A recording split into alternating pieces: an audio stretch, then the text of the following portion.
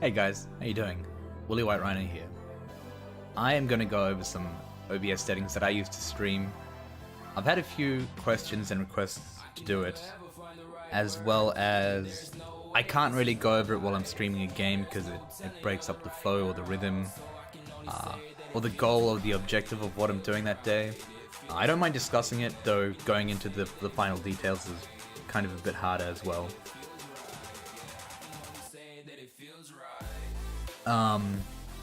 So maybe long overdue video. The first thing, I had someone ask me about dark theme, and that's just literally right here. So, settings, new OBS, dark theme, boom. I find that, you know, the bright light, just, yeah, glaring. Everything else in here is pretty much, I guess, self-explanatory or personal preference. I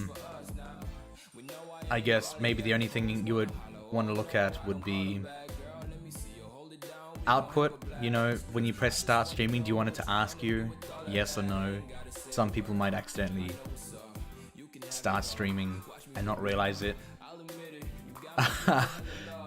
Automatically record when streaming if you want to record your streams onto a local hard drive and have that saved for editing purposes or just upload to YouTube. I know I use Twitch, and Twitch has the feature built in where you can just export old casts. Might not be your solution, but you know, the actual raw footage or the Twitch stream, whatever suits you.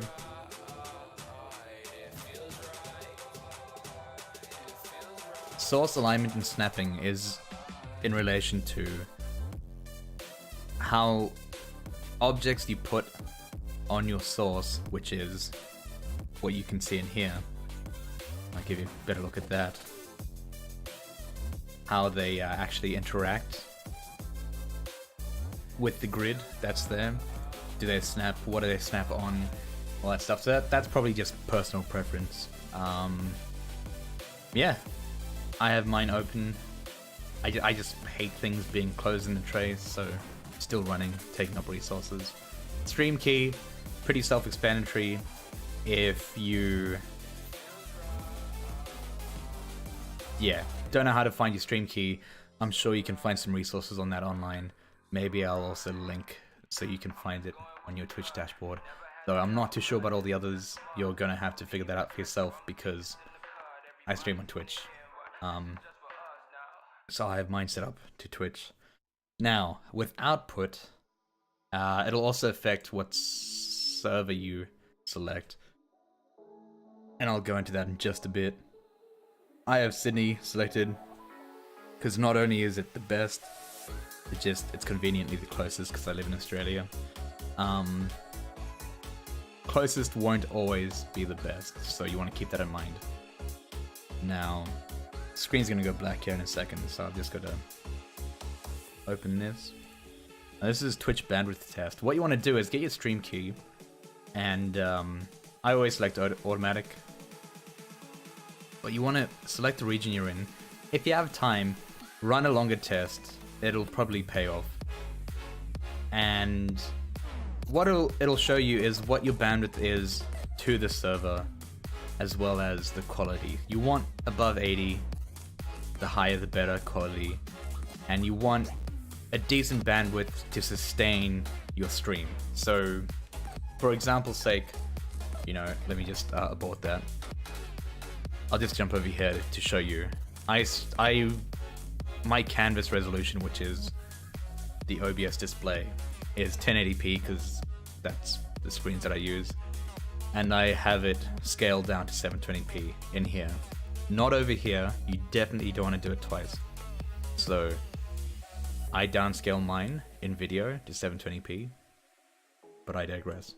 Back to bandwidth. So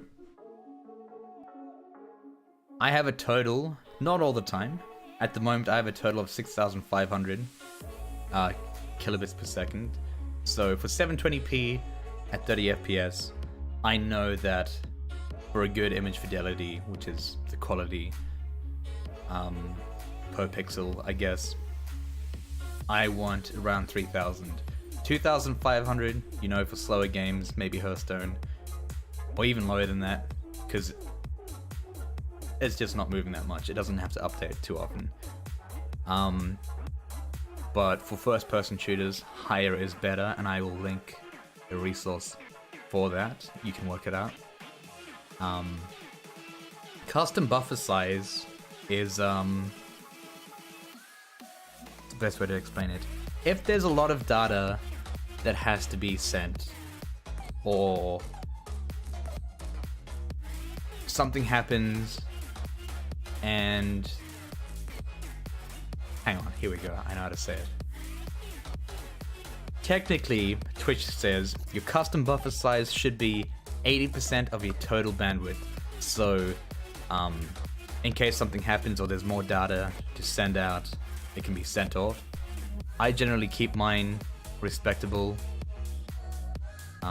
Nothing too far above what I use, because the internet's not always guaranteed to be that good for me. Now, if you didn't understand that, or you don't want to use it, you know, you can just choose your bandwidth, sorry, your bitrate, and don't use the custom buffer size. I use it because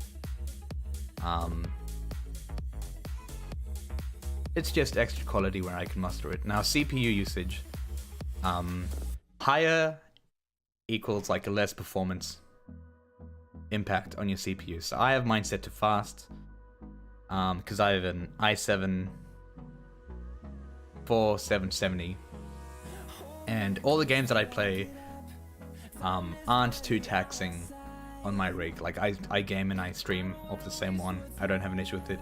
I went over it with a friend and I freed up some CPU power, processing power, so that definitely did help. Now, I don't use profile or tune or X264 options. I also use stream by X264. I probably should have actually said that, but yeah, there you go. X264. X264 is software based, I believe, and done by your CPU. Now, for audio, I have 48 kilohertz selected stereo, and this is just, I don't get too much into this, but the important things, I think an easy way to display it would be over here.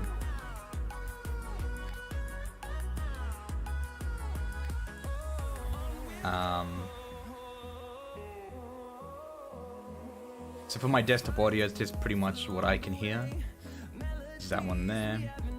And then for my microphone, it would be Yeti stereo microphone. And I don't use default, because sometimes when you plug in or remove things, it'll change the default. And if that happens, inadvertently, it shanks OBS. So it's just save yourself some time, set it up properly. It's not going to change if you have it set to that object, unless that one is removed, then OBS will crack the SADs. But anyway, now with video, I said it before as well, I have mine set to 30 FPS. Downscale filter is 32 samples. Output scale 720p. Again, you don't want to use that.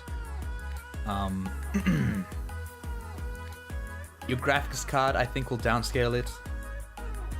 In OBS, I believe. You don't want to have that selected, because that's just like reducing the quality twice. So don't do that. Now,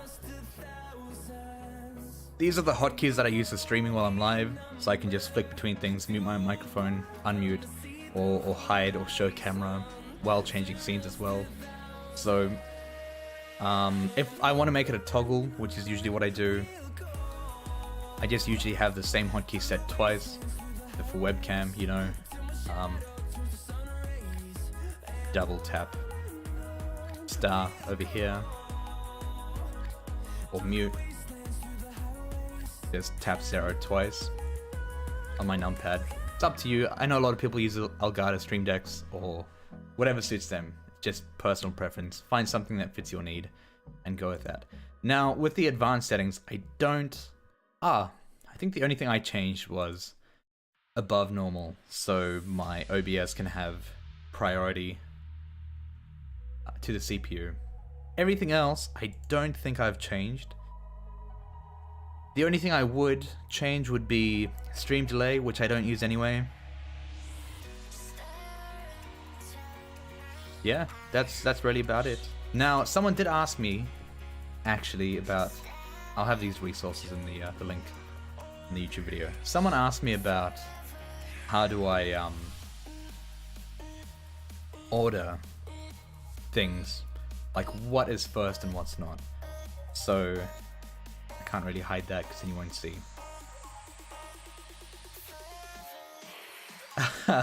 Maybe that will work. Now, if I want everything else to be above my screen, what I do is I have it just at the bottom. So by doing that, the webcam will be underneath, essentially. I have my alerts pretty much center place, which is over here. Oh, okay, what I've done here is, let me go to studio mode. So for my alerts, I have my main thing in here, and I can't remember what these are. That's a fucking random countdown. Bit goal, donation goal. Anyway, I have this scene set up over here as alerts, and then I just have the whole scene plugged into my source. That way, I'm not going to click anything accidentally. There's 4 or 5 things in here. If I want to make a different scene, I can just plug that in so I still have alerts active. While I have studio mode active, I may as well talk about that as well. So studio mode is a way where you can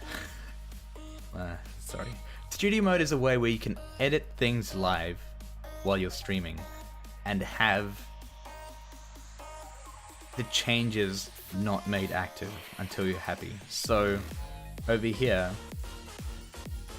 we can change the webcam, and the live version won't change. You can change it up, down, get rid of all this stuff if you wanted to, and it'll only activate if I did that, which I won't do because it'll hide a few dudes. Oh, mistakes. I think I can use it like this. Studio mode, assignment permit, there it becomes active. But yeah, that's how studio mode works. That's how it's probably gonna look strange as fuck when I upload it. That's how our sources layering works. Now, in my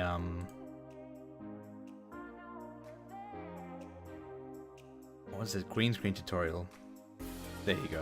That's a better example of how the layering works. So I have my green screen active, turn chroma key on. Anything underneath, it just removes the green. Yeah, I can't really think of anything else. I did have a few notes, but yeah. If there's anything I missed or you want information on, just ask down below and I can answer that. I can't really think of anything that I've missed. Yeah, I'll have the links down below. Enjoy your day. Have a good one.